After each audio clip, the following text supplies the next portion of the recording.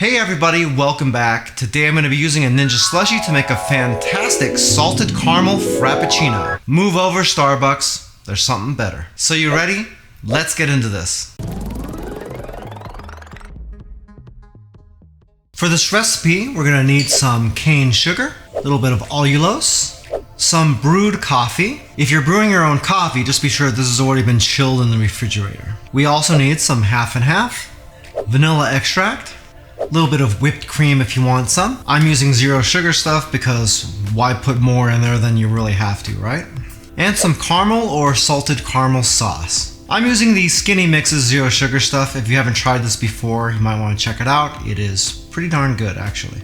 If you'd like to make this recipe, all the ingredients and measurements are down in the description of the video, along with the calorie count, the protein, the carbs, and the fat. To make this easier, we're going to dissolve our sweeteners into our cream. So we're going to add our vanilla extract to our half and half. We'll add in our allulose and we'll mix that in really good. You want to combine that and then dissolve it as much as you can. Don't worry about it being perfect. You're probably not going to get it all the way dissolved in this much liquid. And then we'll add in our cane sugar and do the same. Next, we're going to open our machine, pour in our half and half mix. And at the end, you're probably still going to have some stuff stuck down in the cup. You can just pour in some of your coffee and mix that around in there to pick up the rest of it. And then we'll pour in the rest of our coffee. Next, we'll close up the machine, turn on your slushie, and we're going to select the Frappe option. On this side is the freeze level. The Frappe setting that we're using defaults to level 2, but we're going to pump this up to level 3 because we want this to be just a little bit thicker. And now all we gotta do is wait.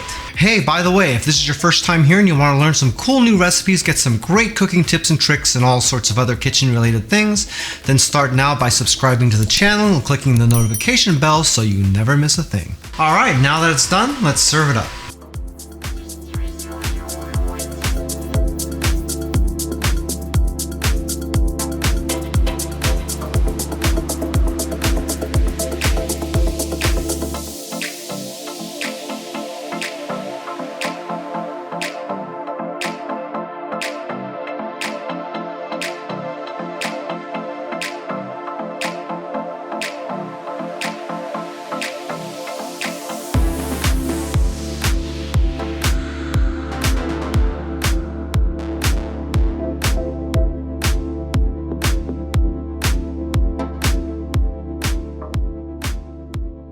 It's so pretty, bro. Look at it.